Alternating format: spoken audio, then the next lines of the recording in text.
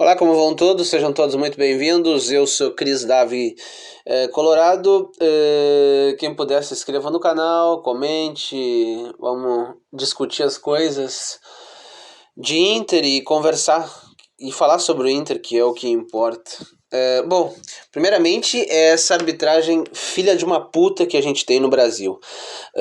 Esses caras eles ficam com o cu sentado naquela porcaria daquela cadeira, analisando as imagens e não sabem fazer uma merda de uma linha traçada.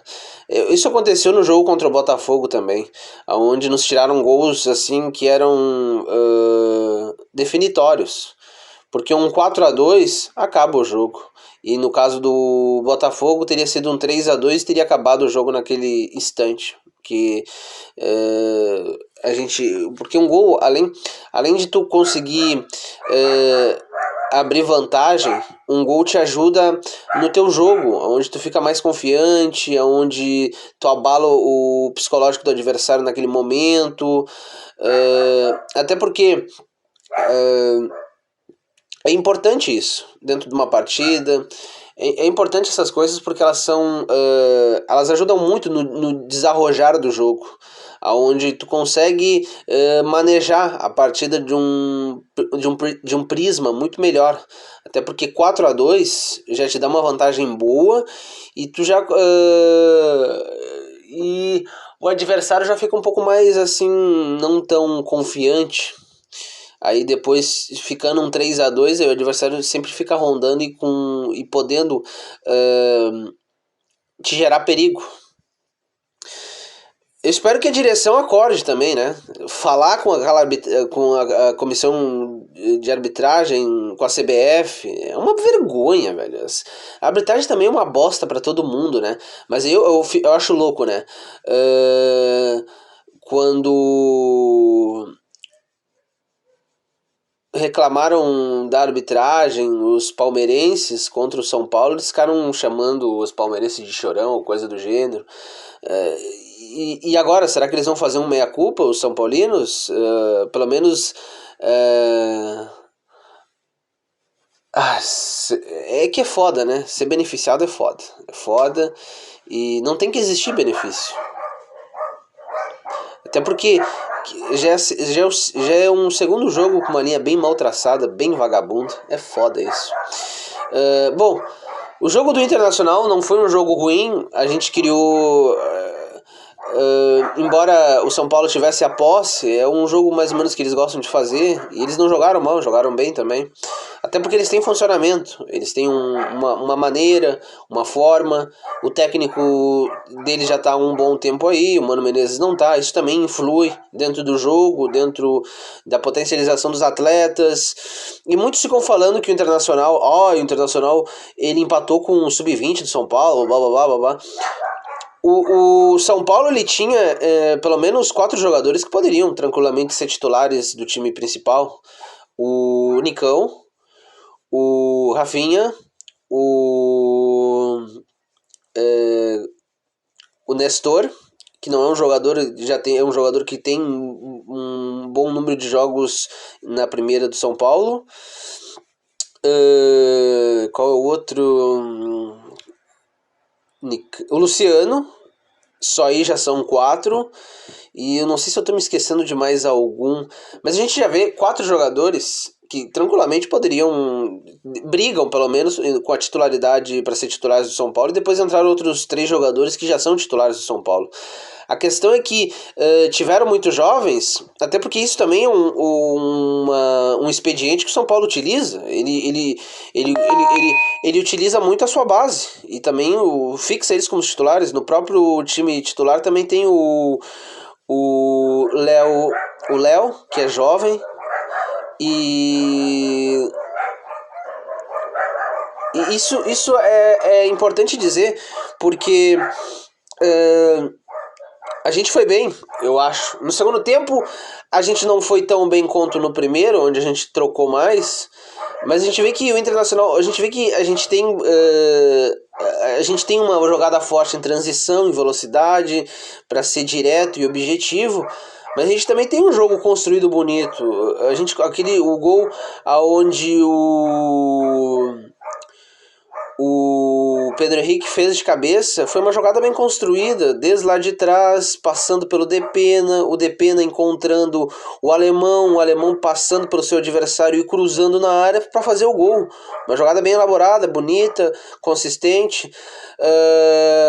Foi bacana o primeiro tempo. No segundo tempo a gente também teve chances, a gente também teve muitas jogadas onde a gente poderia ter a execução para se transformar numa chance clara e manifesta de gol, poderia ter sido melhor construído. Isso aí também nos prejudicou muito. O Johnny errou outra vez um gol que dava para fazer. É o que eu não entendo. Se tu não consegue fazer o gol, pelo menos fica atento pro companheiro do lado. Tenta passar, tenta dominar, tenta parar a bola e ver se não tem opção melhor para te dar o passe, porque ele tentou cruzar a bola ali, bateu em cima do goleiro, uma chance na cara do gol. Teve uma outra jogada em triangulação ali que ele fez com o Wanderson, aonde ele tentou chutar gol em direção ao gol, só que tinha um marcador travando ele poderia ter tentado cruzar na área para alguém chegar e tentar bater de primeira. Teve a jogada com o Pedro Henrique, uma combinação bonita, onde o Pedro Henrique tenta dar de chapa, eu acho assim, tenta chegar com tudo já para meter a gol, não conseguiu desenvolver. Teve o nosso gol que não tava, aquela linha foi muito mal traçada, é foda, foi ridícula aquela linha que fizeram. Eu acho que dentro do jogo o Daniel não nos salvou, isso aí não é novidade. O Daniel, eu já disse, não é um péssimo goleiro, mas eu acho que ele nasceu para ser um bom reserva.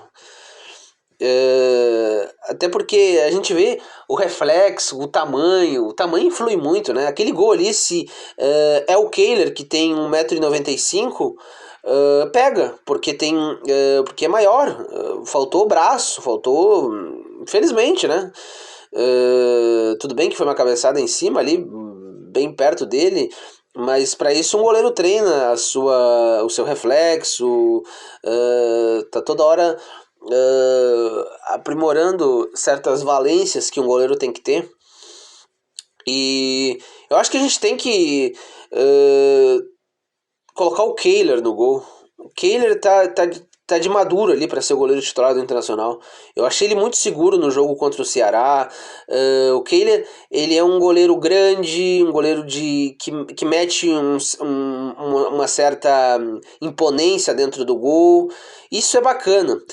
E também eu tentaria o Agustin Rossi do Boca Juniors, quem sabe fazer tá acabando o contrato dele, fazer para ter 3 goleiros. Eu não me livraria nem do Kehler nem do Daniel, mas talvez eu tentaria trazer também o Agustin Rossi para ter uma competição, 3 baita goleiros, que é sempre bom tu ter um grupo grande e vasto. Porque um goleiro ele te salva de jogos fundamentais, porque, por exemplo, Armani. Quantos jogos o Armani conseguiu ajudar o River Plate para ganhar títulos? Em muitos, inclusive na Libertadores. Em Libertadores, por exemplo, no jogo contra o Grêmio, onde eles ganharam de 2-1 no estádio deles, o Armani salvou uma bola fundamental quando o Everton ia fazer o gol, que o Everton estava na cara do gol e ia fazer o gol. São essas defesas que são fundamentais e te ajudam muito numa campanha para título, e que muitas vezes a gente não teve sorte nem com o Lomba e nem com o Daniel, infelizmente. O sistema defensivo foi mal, né? E do Daniel ainda falar, o abafa, ele não deu um abafa no Nicão assim para tentar fechar o ângulo, e é aquela coisa que eu digo do goleiro imponente, que mete respeito, que fecha as... infelizmente eu não sinto firmeza no Daniel. Bom, outra coisa foi o sistema defensivo, que foi lamentável, né? Infelizmente o Moisés não fez um bom jogo. E é outra coisa que eu digo, por que o Mano não coloca uma diretrizes aonde... Eu colocaria, primeiramente, não vamos se livrar da bola, vamos ter a bola, principalmente quando a gente está na frente, vamos ter a bola o máximo possível que a gente conseguir. Não vamos dar protagonismo, presentear com protagonismo o adversário, para o adversário tá com a bola e tá nos rondando na nossa área. Outra coisa, a nossa área, o adversário não pode ter facilidades para chegar. Ou mata a jogada antes de forma com desarme bem feito, ou se tu vê que o adversário está chegando na área com possibilidade de cruzar, com uma possibilidade boa de encontrar algum bom passe para infiltração, para chegar à área dentro. Nossa, faz falta. Não precisa matar o adversário, faz falta assim para parar. Aquelas faltas assim, cancheiras, onde tu dá uma puxadinha de camisa, bate de leve nele assim, sem dar muita margem para o juiz te dar algum cartão. Foram gols ridículos, né? Um outro gol, a bola tava com a gente deu pro São Paulo. Um outro gol, o cara cruza e não tem ninguém ali pra... porque a zaga tem que estar dando tem que estar ali pressionando, dificultando a vida pro jogador adversário não conseguir fazer o gol. Caralho, a gente dá chance assim fácil pro jogador adversário ir lá e cabecear livre. Ainda mais um goleiro que não é grande, e tu viu a diferença, né? O cara cabeceou e o Daniel quase chegou, faltou braço. Tamanho ajuda. Não vê o Cássio no Corinthians? Quantos jogos o Cássio no Corinthians salva o Corinthians? O Corinthians não joga porra nenhuma, mas daí vai lá o Cássio e salva. Isso é um goleiro que te ajuda a ganhar títulos. Porque muitas vezes... Porque o nosso meio, o nosso ataque, ele produz, a gente cria chances... Muitas vezes a gente não guarda as nossas chances e às vezes também a gente acaba tendo possibilidades boas de chegar à área dentro e fazer uma jogada melhor que possa se transformar numa chance clara e manifesta de gol. Mas a gente tá, o nosso ataque, nosso meio está sempre produzindo. O que nos fode é nosso goleiro e, por vezes, o nosso sistema defensivo. Mas, por exemplo, o Gabriel Mercado foi bem. O Gabriel Mercado, ele é seguro, ele passa uma segurança muito boa. Eu acho que o Moledo não foi muito bem. O Moledo, acho que a lesão ainda afeta um pouco ele. Por vezes ele é muito lento, o jogador adversário bota na frente e às vezes ele acaba não conseguindo a recuperação. A gente vê que num dos gols o Moledo não conseguiu cortar. É aquela coisa, né? Às vezes diferente do Kaique e do Vitão, a gente vê, embora o Gabriel Mercado seja experiente, não sei, o Moledo ainda tá meio pesadão, ainda um pouco sem ritmo, por isso que é reserva. Mas a gente vê o Kaique Rocha, quando a gente foi desmontado lá para enfrentar o Atlético Paranaense, a gente jogou melhor que o Atlético Paranaense, principalmente no primeiro tempo, onde a gente mostra também que o futebol não é uma ciência exata, então a gente não pode dizer, empatou com o Sub-20 do São Paulo, tá uma porcaria. Óbvio que não, e como eu já expliquei, o São Paulo é um time que usa muitos jovens, é um time bem treinado, tem algumas explicações que dizem muito do porquê eles nos imprimiram uma dificuldade grande dentro do jogo. Mas a gente não pode cair nessa análise. A gente pode ganhar o título, pode. Não quer dizer que a gente vai do Brasileirão, porque a gente tem condições para tanto, a gente tem bons jogadores. Óbvio, eu espero que a direção traga. O Heitor melhorou muito. Outra coisa que eu quero também fazer uma retificação de jogadores onde às vezes a gente pega muito no pé de determinados jogadores. O Heitor melhorou muito, é aquela coisa que o Mano disse do ritmo, do jogador que às vezes não tá jogando, custa um pouco tu conseguir conseguir entrar bem dentro do time titular. Tem algumas coisas importantes que são importantes avaliar.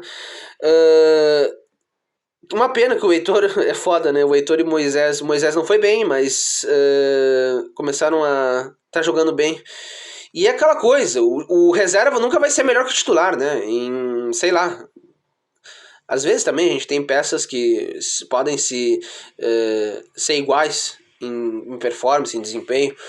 Mas a gente não pode fazer terra arrasada. E também a gente tá tendo alguns resultados ruins, não tanto de desempenho, mas resultados ruins que estão às vezes nos afastando um pouco, principalmente dos 3 primeiros. Mas não é porque a gente é ruim, a gente pegou bons adversários que têm boas maneiras de jogo. E também o campeonato é muito grande. Quando tu pega os grandes, a troca de pontos é algo normal que pode acontecer. Mas a questão é que a gente tem que ficar focado. Contratações tem que vir, um bom centroavante, um bom reserva pro Bustos, um bom reserva pro René, ou que faça uma boa competição.